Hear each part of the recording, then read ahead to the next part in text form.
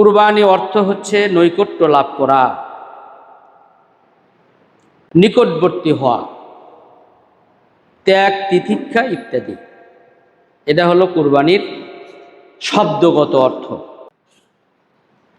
আর পারিবারিক অর্থ হচ্ছে, পারিভাষিক যে অর্থ সেটি হলো যে সমস্ত কাজের মাধ্যমে আল্লাহ তাআলার নৈকট্য লাভ করা যায় তাকে কুরবানি বলা হয়। যে সমস্ত কাজের মাধ্যমে আল্লাহর নৈকট্য লাভ করা যায় তাকে কুরবানি বলা হয়। এখন আসেন কোরআন হাদিস দৃষ্টিকোণ থেকে কি কি পদ্ধতিতে কুরবানি করা যায়। আমরা আগে শুনলাম যে কুরবানি অর্থ হলো নৈকট্য লাভ করা, অর্থাৎ আল্লাহর সান্নিধ্য পাওয়া, তার নিকটবর্তী হওয়া, ত্যাগ তিতিক্ষা ইত্যাদি। তার আগে একটি জিনিস জেনে নেওয়া ভালো, মনে রাখবেন কুরবানি অবশ্যই একটি ইবাদতের নাম।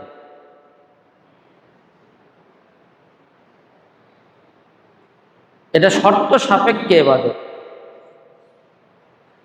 নামাজে যেরকম শর্ত নাই সকলের জন্য, নারী পুরুষ আবাল বৃদ্ধ বুনিয়াদ ধনী গরিব সকলের জন্য, কুরবানি এরকম সকলের জন্য নয়, শর্ত সাপেক্ষে। তাও বছরে কয়বার বলেন? একবার। বছরে আমরা যারা কুরবানি দিব তাদের এই বিষয়গুলো একটু জেনে রাখবেন, যারা দিচ্ছি না তারাও জানেন। এক নাম্বার হলো নিয়তের কুরবানি। কুরবানির নিয়ত একটা কুরবানির নাম। আমরা যখন বুখারী শরীফের প্রথম দার্স নিয়েছিলাম, প্রথম দিনের প্রথম দার্স, তো প্রথম দিনের প্রথম দার্সটা ছিল ইন্নামাল আমালু বিন্নিয়াত, সকল কাজ নিয়তের উপর নির্ভরশীল। তো আমরা তখন ভাবলাম ইমাম বুখারী রহমতুল্লাহ আলাইহি 3 লক্ষ হাদিসের হাফেজ, আর তিনি এত বড় বড় হাদিস থাকতে এই ছোট্ট একটি হাদিস তার বাবে, তার পরিচ্ছেদে নিয়ে এসলেন। তখন ছাত্র মানুষ বুঝিনি। আস্তে আস্তে পড়াশোনার গতিবিধি যখন গভীরে যাওয়া শুরু হলো তখন বুঝে গেল যে আসলে এর বাস্তবতাটা কত কঠিন।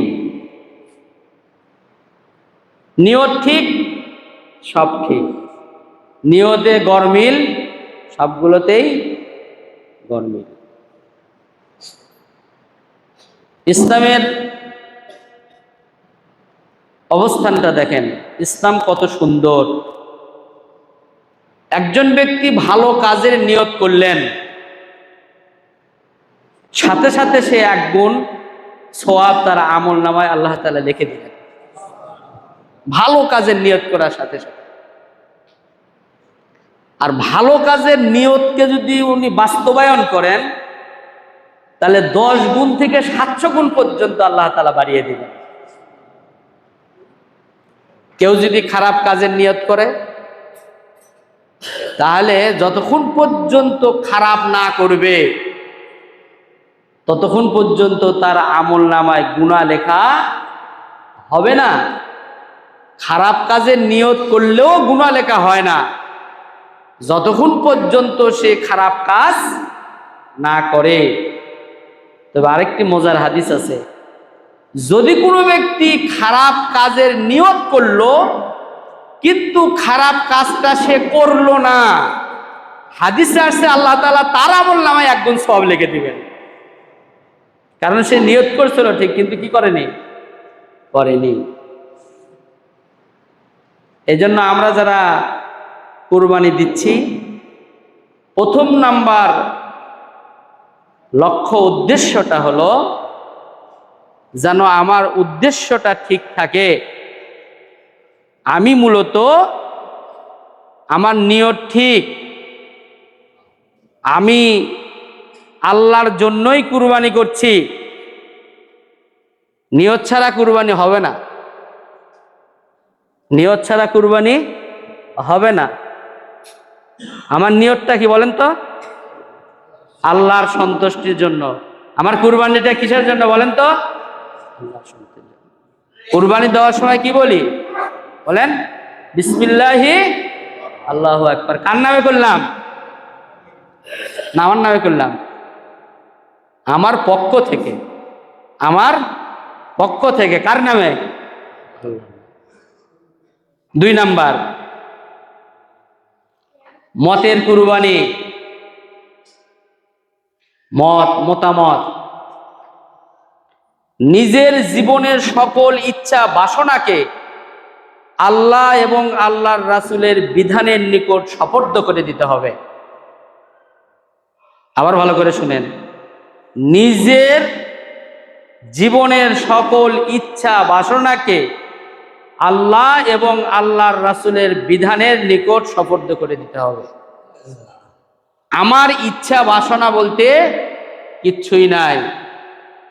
আল্লাহ এবং আল্লাহর রাসূলের যেটা ইচ্ছা সেটাই আমার ইচ্ছা। আমরা যারা ভাগে কুরবানি দিচ্ছি, চিন্তা ভাবনা করবেন মত যেন এক থাকে, মতের যেন গলত না থাকে। মতের কি থাকা যাবে না? গলত থাকা যাবে না। এই জন্যই ওলামা একরাম বলছেন কিছু কথা আছে জায়েজ আর কিছু কথা আছে উত্তম।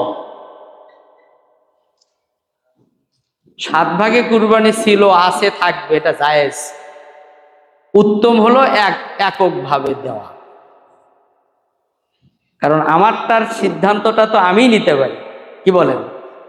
আমার সিদ্ধান্তটা আমিই নিতে পারি, কিন্তু আরো 5 জনের মনের খবরটা আমি নিতে পারি না। পারি কি? পারি। গত পরশু দিন 2-3 দিন আগে গোয়েন্দা বিভাগের একজন অনেক উচ্চ পদস্থ কর্মকর্তা আমাকে এই গ্রামের একজন ব্যক্তি সম্পর্কে জিজ্ঞাসার জন্য ফোন দিয়েছিলেন। তা আমি ওনার যে ভালো কথাগুলো সব বলেছি। বলার পরে আমি বলছি যে ভাই, লোকটার জন্য কোনো ক্ষতি না হয় বিষয়টা দেখবেন। উনি পরের দিন আবার ফোন দিছে, অনেক কথা বললেন। আমি শেষে বললাম ভাই আপনি যত কথা বলতেছেন আসলে তো কারো মনের মধ্যে তো আর ঢুকতে পারবো না আমি। কেউ যদি উপরে ভালো দেখায়, ভিতরে যদি খারাপই দেখায়, তাহলে ভিতরের খবর আমার কাছে নেই। ভিতরের খবর আল্লাহ ভালো জানে। কথাটা এই জন্য বললাম, সিদ্ধান্ত যখন 5 জন নিচ্ছি তখন সকলের উপরের খবরটা জানা যায়, কিন্তু ভিতরের খবরটা জানা যায় না। 3 নাম্বার সম্পদের কুরবানি। নিজের সম্পদকে সচ্ছল ও অসচ্ছল অবস্থায় আল্লাহর রাস্তায় কুরবানি করা। যেহেতু এই কথাটা একটা, প্রত্যেক কথা অনেক ব্যাপক, কিন্তু কুরবানির সাথে রিলেটেড, এই জন্য আমি কথাগুলো বলছি। সম্পদ যেহেতু এটা হলো আর্থিক এবাদত, এবাদতে মালি। এটা কি এবাদত? আর্থিক এবাদত। অবশ্যই 100% আপনার সম্পদ দিয়ে যে কুরবানিটা কিনছেন তা যেন হালাল হয়। বেহালাল টাকা দিয়ে, সুদের টাকা, ঘুষের টাকা, ব্যাংকে জমা রেখেছেন সেখান থেকে ইন্টারেস্ট নেওয়া, ইত্যাদি ইত্যাদি মাধ্যমে কুরবানি কিনে কুরবানি দিলে কুরবানি হবে। যারা বলেন কুরবানি হবে, এটা ভালো করে মনে রাখবে। হবে গোশত খাওয়া হবে, গোশত তো মানুষই খাবে রে ভাই, আল্লাহ তো আর গোশত ফেরেশতাদের দিয়ে নিয়ে যাওয়ান, নিয়ে যাবে? ফেরেশতা আল্লাহ কি ভাগ দেওয়া লাগে? ভাগ। এই জন্য আমার অর্থটা যেন হালাল হয়। আমি আমার নিজের টাকার ব্যাপারে ওয়ারেন্টি গ্যারান্টি হতে পারি, কিন্তু যখন 7 জন দিতে যাচ্ছি তখন কিন্তু ওয়ারেন্টি গ্যারান্টি আর থাকতেছে না। কি বলেন, থাকে? এরপরে আসেন 4 নাম্বার, জীবনের কুরবানি। হাদিসে এসেছে এই উম্মতের বৈশিষ্ট্য হলো তাদের রক্তই হলো কুরবান। কারণ ইমানদারদের আল্লাহ 2টি জিনিস নিয়েছেন, কিনে নিয়েছেন। আল্লাহ আগেই বলছেন আমি কিনে নিয়েছি। ইমানদাররা আমার কাছে 2টি জিনিস আগেই বিক্রি করে দিয়েছে, এর বিনিময়টা হলো আমি তারে জান্নাতটা দেব। সুবহানাল্লাহ বলেন। আল্লাহ তাআলা বলছেন ইন্নাল্লাহা আশতারা মিনাল মুমিনিনা আনফুসাহুম ওয়া আমওয়ালাহুম বিআন্না লাহুমুল জান্নাহ। নিশ্চয় আমি ইমানদারদের জান এবং মাল কিনে নিয়েছি। ইমানদাররা তাদের জানটা আমার পথে তারা দিয়ে দিবে। ইমানদাররা জান দিবে কার পথে? আল্লাহর পথে। ইমানদাররা জান দিবে কার পথে? আল্লাহর পথে ইমানদাররা জান দিবে। আর কাফেররা জান দিবে তাগুদের পথে। সুতরাং এখানে কুরবানি দেওয়াটার মাধ্যমে শিক্ষা হলো এইরকম কুরবানির যেমন রক্ত প্রবাহিত করে আল্লাহকে সন্তুষ্ট করতে হয়, ঠিক ওই রকম ইমানদার তার জীবনের সর্বোচ্চ রক্ত দিয়ে, ত্যাগ এবং তিতিক্ষা দিয়ে সে তার মুনিবকে সন্তুষ্ট করার জন্য চেষ্টা করে। এটা আল্লাহর টার্গেট। ইমানদার রক্ত দিবে শুধুমাত্র আল্লাহর জন্য, ইমানদাররা জীবন দিবে শুধুমাত্র আল্লাহর জন্য, আর কারো জন্য নয়।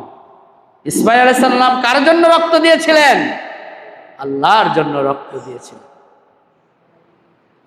এরপরে হলো মুমিনের সালাতই হলো কুরবানি। সুবহানাল্লাহ বলেন। হাদিস জানেন তো, এটা শুনছেন অনেকবার। যে ব্যক্তি জুমার সালাত আদায় করলো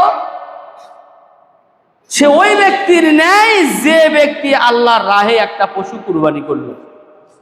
সুবহানাল্লাহ বাড়ির যা করেন জোরে সুবহানাল্লাহ। জুমার দিনে সালাত আদায় করা একটা পশু কুরবানি করার সমান সওয়াব। যে ব্যক্তি প্রথম আসলো সে একটা উট কুরবানি করলো, যে ব্যক্তি তারপরে আসলো সে একটা ছাগল কুরবানি করলো। এরকম করতে করতে করতে করতে শেষ পর্যন্ত হাঁস মুরগির ডিম পর্যন্ত পৌঁছলো। তার মানে কি বুঝলেন? কোরআনের 2টা আয়াত দেখেন, 2টা আয়াত বলি। একটা হলো সূরা আনাম 162 নম্বর আয়াত, আরেকটা হলো সূরা কাউসার আয়াত নাম্বার 2। আল্লাহ কি বলছেন? কুল ইন্না সলাতি ওয়া নুসুকি ওয়া মাহইয়ায়া ওয়া মামাতি লিল্লাহি রাব্বিল আলামিন। হে রাসূল আপনি বলুন, ইন্না সলাতি নিশ্চয় আমার সালাত, ওয়া নুসুকি আমার কুরবানি, ওয়া মাহইয়া আমার জীবন, ওয়া মামাতি আমার মরণ, লিল্লাহি রাব্বিল আলামিন সব কিছু একমাত্র মহান রব্বুল আলামিনের জন্য। সূরা কাউসার আল্লাহ বলছেন ফাসাল্লি লিরাব্বিকা ওয়ানহার, কাজেই তুমি তোমার রবের জন্য নামাজ পড়ো আর কুরবানি করো। বলেন তো দেখি, আগে কুরবানি না আগে নামাজ? বলেন, আগে নামাজ পড়ো তারপরে কুরবানি করো। তার মানে এই দুইটা থেকে বোঝা যায় নামাজ আছে যার কুরবানি আছে, নামাজ নাই যার কুরবানি নাই তার বেনামাজির কুরবানি আল্লাহ কবুল করবে না। কার কুরবানি কবুল হবে না? কোথাও জোরে বলতে হবে, কার কুরবানি? বেনামাজির কুরবানি আল্লাহ কবুল করবে না। যার নামাজ নাই তার কুরবানি নাই, যার নামাজ আছে তার কুরবানি আছে। এখন আপনি কুরবানি দিচ্ছেন ঠিকই, আমরা যদি আজকেই হিসাব করি ফজরের নামাজে কয়জন ছিল? নাই। কুরবানি কিনতে গেছে, জোহরের নামাজ নাই, আসর নাই, মাগরিব নাই। কালকে কুরবানি হবে না? কুরবানির সময় দেখবেন জোহর নাই, আসর নাই, মাগরিব নাই। কুরবানির গোশত কাটাকুটা নিয়ে বন্টন নিয়ে মনে করেন ব্যস্ত, নামাজ পড়ল না। আছে কুরবানি? আরে আদম আলাইহিস সালামের শরীয়ত থাকলে, আদম আলাইহিস সালামের শরীয়ত থাকলে আল্লাহ যদি বলতেন এই গ্রামের সবগুলো কুরবানি স্কুল মাঠে নিয়ে এসো, ভাগ দিয়ে যাও, সব কুরবানি আল্লাহর ভাগ একটা করে দিয়ে যাও, আল্লাহ যেটা কুরবানি করবে কবুল করবে সেটা আগুন দিয়ে পুড়ে দিবে অথবা ফেরেশতা দিয়ে উঠে নিয়ে যাবে। কি করতেন? মানুষ বলতে হুজুর আর যতই করেন নামাজ পড়বো কিন্তু কুরবানি দিতে রাজি না, কারণ ওখানে যে ব্যাপার সেবার আছে, আল্লাহ যদি আমার কুরবানিটা যদি না নিয়ে যায়, না পুড়িয়ে দেয়, তাহলে তো আমি বেজ্জতি হয়ে যাবো। তখন বলতো কি বলেন? বলে আমি নামাজ পড়বো কিন্তু কুরবানি করবো না। আর এখন কি করছে বলেন তো? এখন কি কয়? আমি কুরবানি করবো কিন্তু নামাজ। বিশ্বাস করেন, এখন থেকে এই মুহূর্তে যদি সিদ্ধান্ত চেঞ্জ না করেন, যারা কুরবানি দিচ্ছেন তারা যদি সিদ্ধান্ত চেঞ্জ না করেন, নিয়ত যদি পরিবর্তন না করেন, যে আমি হুজুর যেহেতু বলতেছে নামাজ না পড়লে কুরবানি হবে না, সুতরাং আমি এখন থেকে সিদ্ধান্ত নিলাম আমি আর নামাজ ছাড়বো না। কি রাজি আছেন? জোরে বলেন, রাজি আছেন? রাজি নাই কারা? হাত তুলেন তো। তার মানে সবাই রাজি। সবাই কি রাজি? আল্লাহ তৌফিক দান করুন, আমিন। আরো জোরে বলেন আমিন। প্রিয় ভাই সব, ইমানদারদের সকল প্রকার কুরবানি হলো ইমানি পরীক্ষা। ইমানি পরীক্ষা। আল্লাহ বলছেন وَإِذِ ابْتَلَى إِبْرَاهِيمَ رَبُّهُ بِكَلِمَاتٍ فَأَتَمَّهُنَّ قَالَ إِنِّي جَاعِلُكَ لِلنَّاسِ إِمَامًا قَالَ وَمِنْ ذُرِّيَّتِي قَالَ لَا يَنَالُ عَهْدِ الظَّالِمِينَ। আল্লাহ বলছেন যে আমি ইব্রাহিমকে কয়েকটা পরীক্ষা করেছিলাম এবং তিনি প্রত্যেকটা পরীক্ষায় পুরোপুরিভাবে সফলতা অর্জন করেছেন। সুবহানাল্লাহ। যখন তিনি পরীক্ষা অর্জন করলেন, পরীক্ষায় পাশ করলেন, পরীক্ষায় সফলতা অর্জন করলেন, আমার পক্ষ থেকে আমি তাকে গোটা পৃথিবীর মানুষের লিডার বানিয়ে দিলাম। কি বানিয়ে দিলাম? লিডার বানিয়ে দিলাম। মানে কি? নেতা বানিয়ে দিলাম। জাইলুকা লিন-নাস ইমামা, নেতা বানিয়ে দিলাম। তার মানে হলো পরীক্ষা দেওয়া ছাড়া নেতা হওয়া যায় না। নিজের গ্রামের জন্য, জনতার জন্য, দেশের জন্য, মানুষের জন্য, মানুষের কল্যাণের জন্য যারা জালিমের মুখোমুখি হয়ে নিজেকে জুলুমের সামনে পেশ করবে, এরাই হবে নেতা। কিন্তু যারা পরীক্ষার মুখোমুখি হবে না, এরা আর যাই হোক তাই হোক, তারা জাতির নেতা হতে যারা বলেন জাতির নেতা হতে পারে। আল্লাহ কি বললেন? ইব্রাহিম আলাইহিস সালাম বললেন, আল্লাহ আমাকে তো নেতা বানালেন, বেশ ভালো কথা। অমিন দুররিয়াতি, আমার এই পদে আমার সন্তানদেরকেও আপনি অধিষ্ঠিত করেন। তার মানে আমার সন্তানদেরকেও আপনি এরকম নেতা বানিয়ে দিয়েন, আমার মতন যদি কেউ এরকম পরীক্ষায় পাশ করে। আল্লাহ তাআলা বললেন, ক্বালা লা ইয়ানালু আহদিয যালিমিন, হে ইব্রাহিম তোমার সব সন্তান হবে, তবে যারা জালেম হবে আমি তাদেরকে নেতা বানাবো না। কে বানালে, কে হলে নেতা হবে না? যারা বলেন কে নেতা হবে না? সবাই মিলে বলেন কে নেতা হবে না? জালেম যারা, তারা নেতা হবে না। যারা চলে গেছে তারাই কি জুলুম করছে, না এখনো কিছু নেতার খোঁজ গোটা বাংলাদেশে পাওয়া যায় যারা জুলুমবাজি করছে? যারা বলেন ঠিক কি না? দোকানপাট, হাট বাজার, অফিস ঘাট, আদালত, এখানে সেখানে সব জায়গায় খালি টাকা আর টাকা, টাকা আর টাকা। টাকা নিয়ে যারা নেতাগিরি করতেছে এরা হলো জালেম। আর আল্লাহর বক্তব্য যেহেতু সঠিক, সুতরাং কোন ব্যক্তি, কোন জালেম আগামী দিনে এই জাতির কোনদিন নেতা হতে পারবে না। নেতাগিরি করতে হলে আগে জুলুমগিরি ছাড়তে হবে, নেতার পিছনে পিছনে ছাড়তে হবে, নিজের পকেটের টাকা খরচ করে জাতির কল্যাণ করো, মানুষের পিছনে ঘুরে জুলুমবাজি করে নেতা হওয়ার ধান্দাবাজি করো না।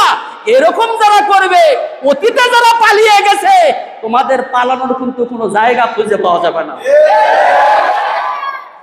প্রিয় ভাই সব, সুতরাং আল্লাহ বলছেন ইমানদারদের পরীক্ষাও কুরবানি। ইমানদারদের পরীক্ষাও কি? কুরবানি। আসুন আমরা যেন ইমানের পরীক্ষায় উত্তীর্ণ হতে পারি। বাংলাদেশ আলেম ওলামাদের দেশ, এই দেশ মসজিদের দেশ, এই দেশ মাদ্রাসাদের দেশ, এই দেশ হলো পীর মাশায়েখদের দেশ। সুতরাং অতীত থেকে যারা শিক্ষা নিয়ে যারা আগামী দিনে নিজেকে সংশোধন করবে না, তাদের পরিণতি এমন হবে যা গোটা পৃথিবী তাকিয়ে থেকে দেখবে। সুতরাং ওই ধরনের কার্যকলাপ বাদ দাও যা অতীতে ঘটে গেছে। আমরা যুবকদেরকে মসজিদের দিকে টানি, আর আমাদের সমাজের কিছু লোক মসজিদ থেকে বের করার জন্য কিছু যুবকদের পিছনে ধান্দাবাজি করতেছে। তারা নিজেও সালাত পড়ে না, যাদেরকে নিয়ে ঘুরে তাদেরকেও নামাজ পড়তে দেয় না বা বলে না। নেতা নামাজিওয়ালা না হলে সে নেতা হবে না। যে মসজিদের নেতা হবে সে সমাজেরও নেতা হবে। বলেন ঠিক কিনা বলেন? আগামী দিনে এরকম পরিবেশ আসবে, আগামী দিনে এরকম পরিবেশ আসবে যে পরিবেশটা হবে যিনি মসজিদের ইমাম তিনি সমাজেরও ইমাম। ঠিক কিনা বলেন? আল্লাহ তাআলা আমাদের সকলকে কবুল করবেন, আমিন। আরো জোরে বলেন আমিন। মসজিদের নেতা হইলে যেমন মসজিদের টাকা পয়সা মেরে খাওয়ার ধান্দাবাজি করে না, ওই রকম ইমাম সমাজের নেতা হলে তারাও টিয়ার কাবিগা চুরি করে নিয়ে বস্তা বস্তা করে জাতির টাকা পয়সা মেরে খাওয়ার হিম্মত এবং সাহস করতে পারবে। আল্লাহ রাব্বুল আলামিন আমাদের সকলকে তৌফিক দান করুন, আমিন। ওয়া আখিরু দাওয়ানা আলহামদুলিল্লাহি রাব্বিল আলামিন। আসসালামু আলাইকুম ওয়া রাহমাতুল্লাহি ওয়া বারাকাতুহু।